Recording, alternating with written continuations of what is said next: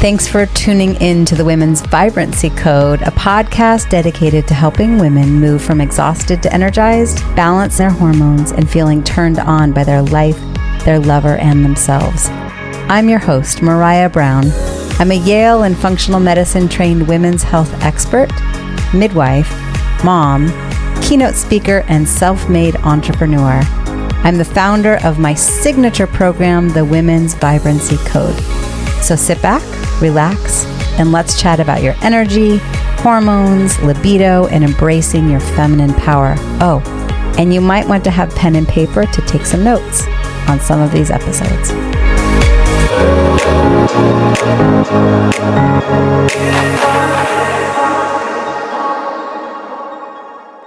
Welcome to the Women's Vibrancy Code podcast, where I'm committed to bringing you the tools, insights, and experts to help you thrive in your body, your energy, and your life. I'm Maraya Brown. Since January of 2022, I've released weekly episodes filled with powerful conversations and expert insights. I can't wait to continue this journey with you. And as we head towards 2025, it feels like the perfect time to revisit some of the most impactful, top listened to episodes from the past 2 years. From guest experts like Allison Armstrong, diving deep into relationships and core values, to Dr. Vincent Pedre sharing cutting edge wisdom on gut health. These episodes are packed with the gold you've been asking for. We've covered everything from menstrual rhythms and hormonal balance to unpacking the big questions around passion, connection, and libido. And trust me, you don't want to miss the episode on DHEA, your brain on the pill. This podcast is for the visionary woman who's ready to feel spectacular, take full ownership of her health, and boldly reject the status quo. If you're tired of quick fixes and band-aid solutions, you're in the right place. So enjoy these powerful episodes as we wrap up 2024 and get ready for even more in 2025. Thank you for being here, and let's keep thriving together.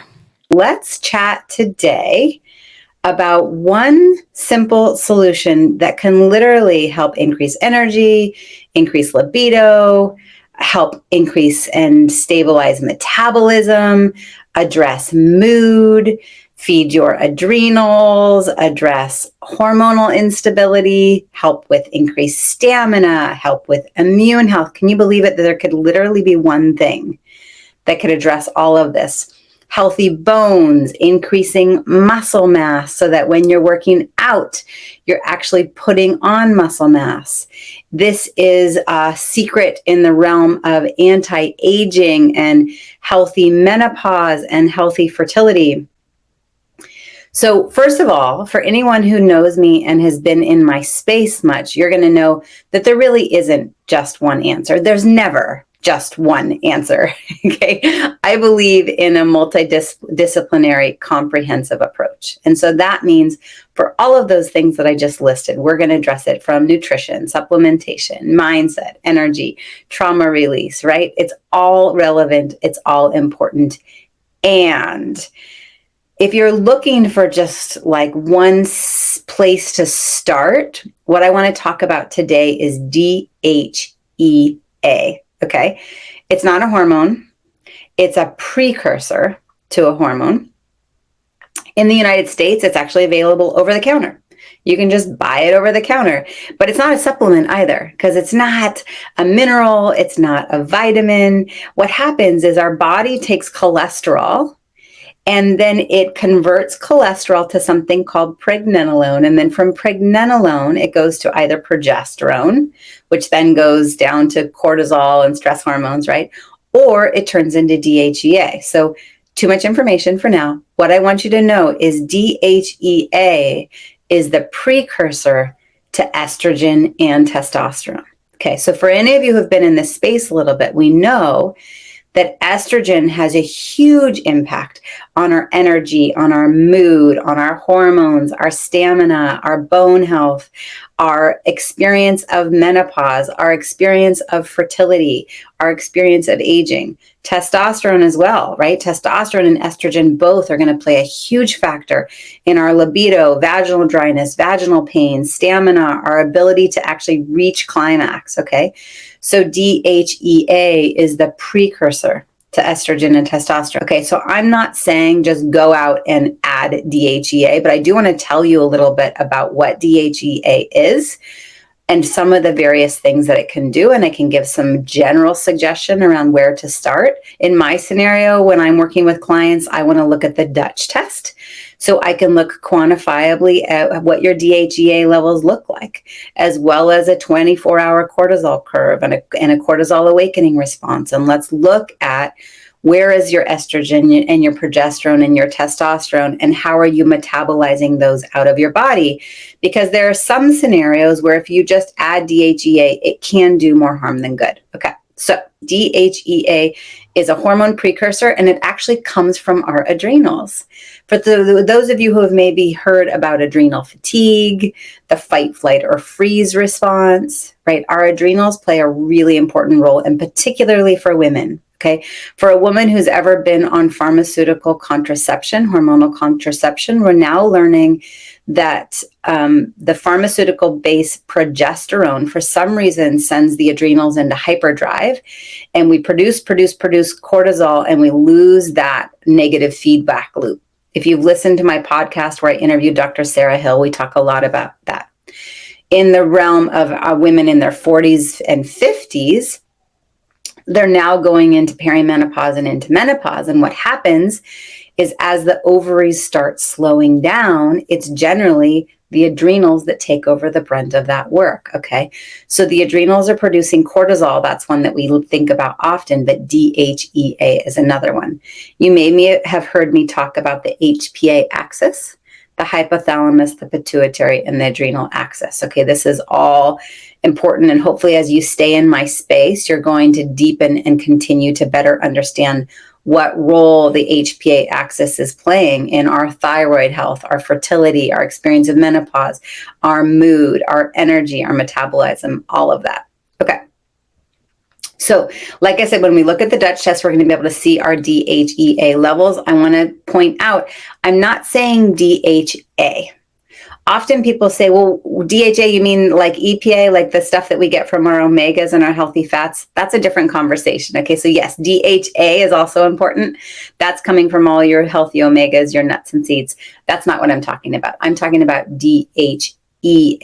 Okay, and DHEA has been shown to have direct impact on our stamina, our libido, because it's going to help increase the conversion to both testosterone and estrogen.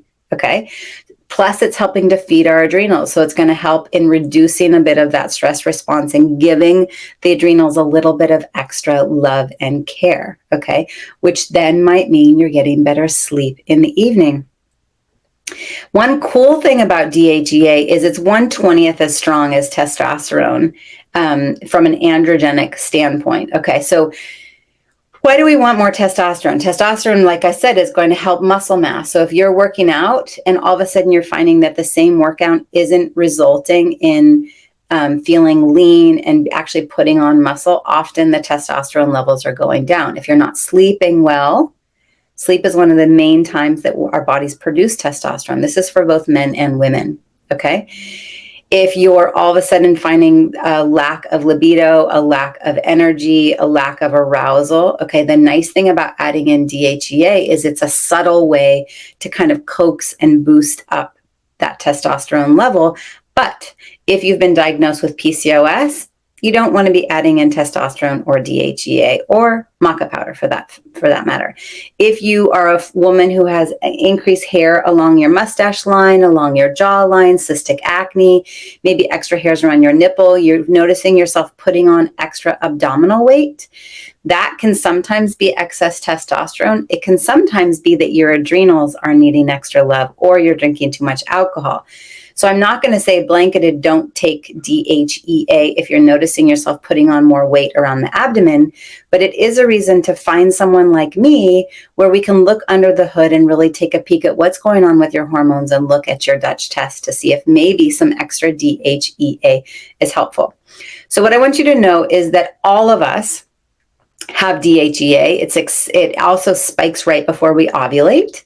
Okay, and it is at our peak by age 30 for both men and women. And then after age 30, it exponentially drops each year. And by age 70, we're at 20 to 25% of what we had in our early 20s.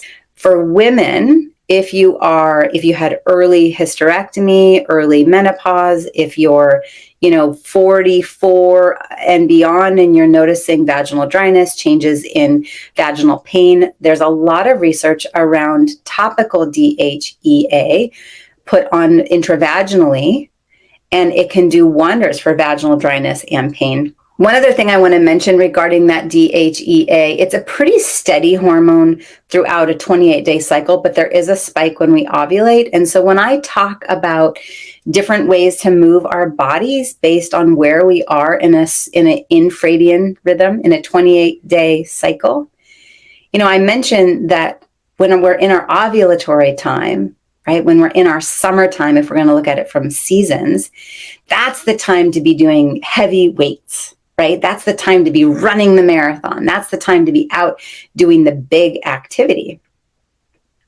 Partially because DHEA and testosterone are there, as well as the estrogen, to help support the body's response to that. Okay. Whereas if you're in your fertility years and you're in your PMS week or in your bleeding time, or if you're no longer bleeding and you're in your winter week of a 28-day cycle, that's when these hormones are actually lower.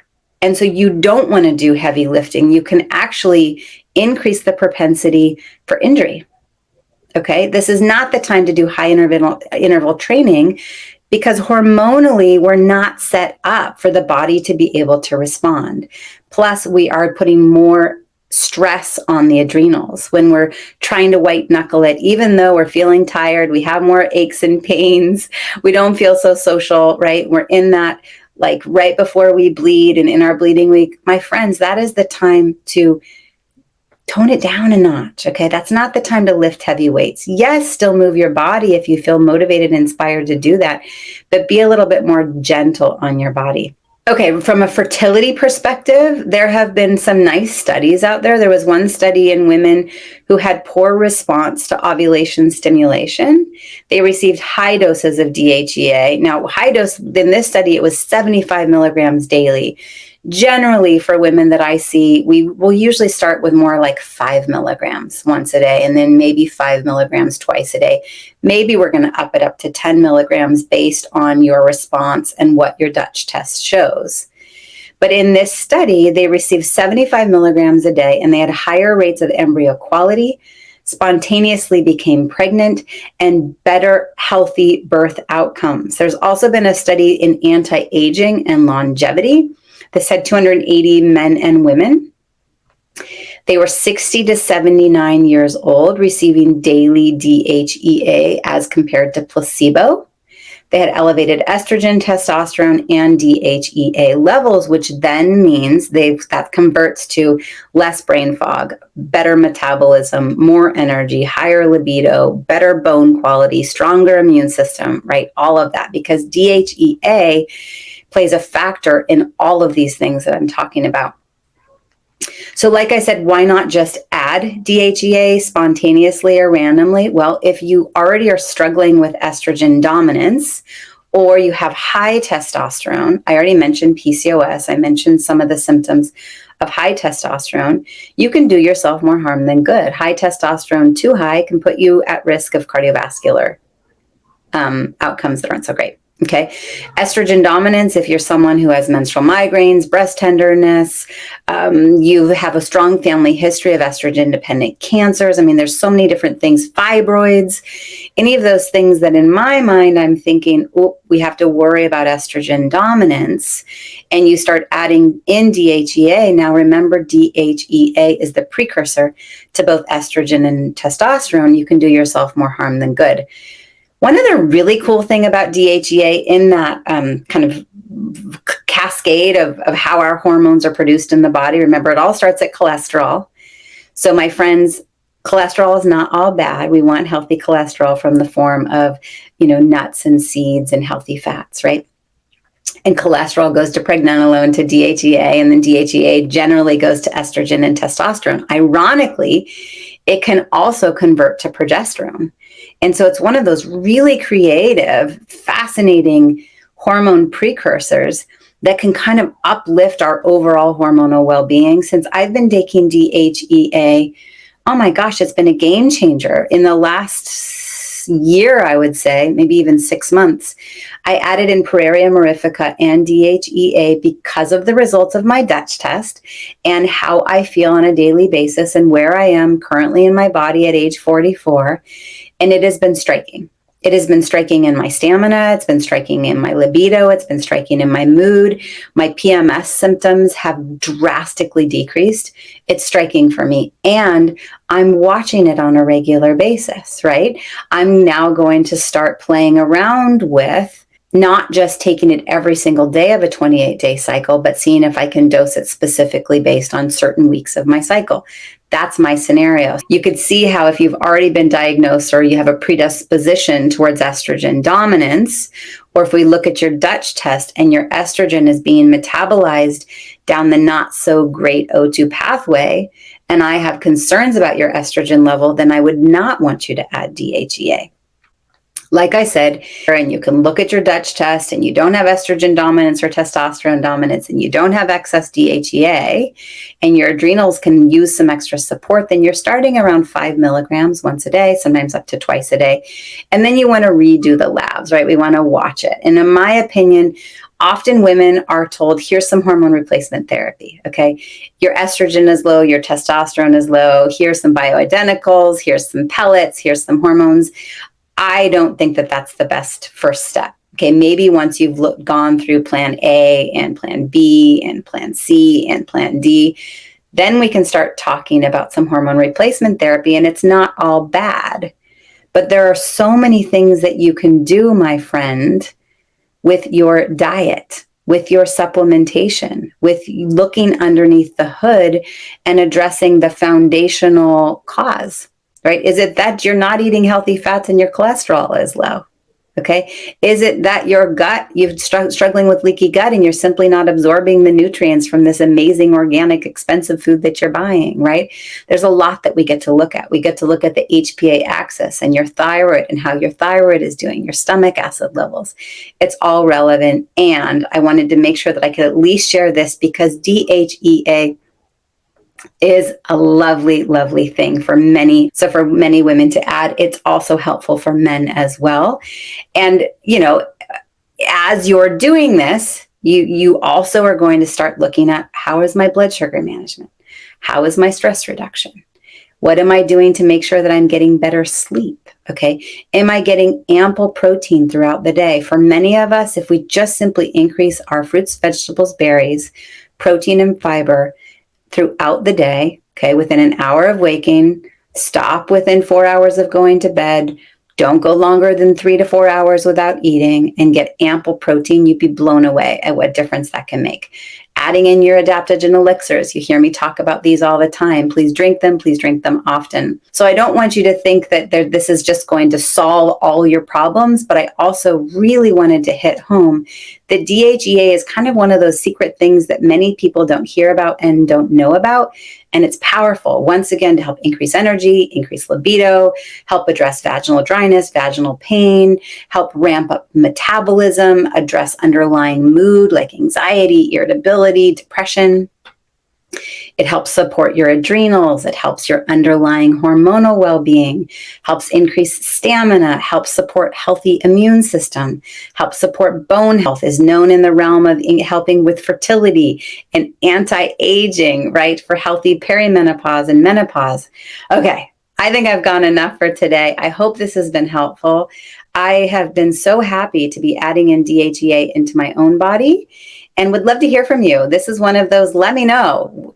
Was there any ahas? Are you like, wow, nobody's ever told me about this? Do you have any specific questions? Would love to answer them. And for now, Maraya Brown signing off.